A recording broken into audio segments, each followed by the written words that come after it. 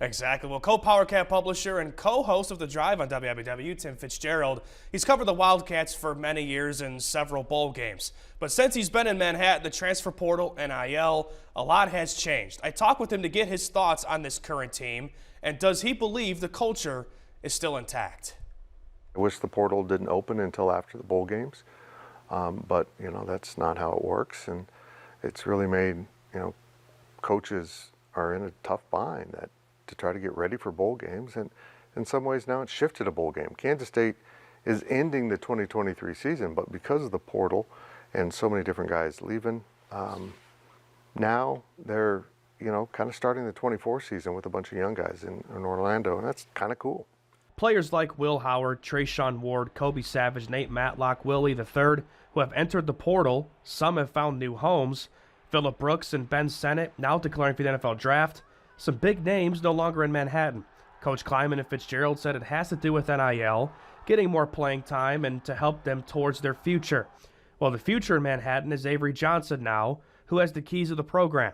There was some worry when Colin Klein took the offensive coordinator job at Texas A&M and that Johnson would be the next to leave.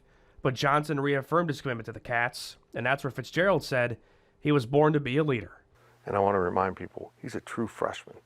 Think of where all of us were as a true freshman in college.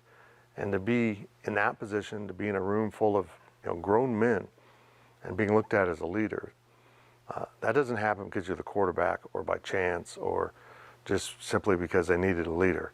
It's because you are one, and they know it, and people gravitate to natural, driven leaders, and the culture's great. I mean, the amount of compliments I hear from inside the program about Avery and the other young players is astonishing. I've never had this in my 25 plus years of covering K-State football. So many compliments about a true freshman class. Another thing that's for sure, the offensive linemen riding it out one last time together after all deciding to stay one more season, and Fitzgerald loves they're sticking to it. I love offensive linemen. They're not in this for the glory. They're in this for their brotherhood and the fellowship and to hit stuff. And there's something noble about all that. But the way they're so bonded together is really impressive, and it's meaningful. It's lifelong, and they have done a lot of work together. They've been a huge part of why this program has succeeded, and they want to do it one more time, which is kind of cool. When the Wildcats play on December 28th against NC State, in Fitzgerald's eyes, it should be pretty even. I think this will be a fun game. I think, not only is it a good matchup and a great venue, but it's two ranked teams. And it's been a while since this bowl game and its previous names had that kind of matchup. So it's on the national radar a little bit too, so that's pretty fun.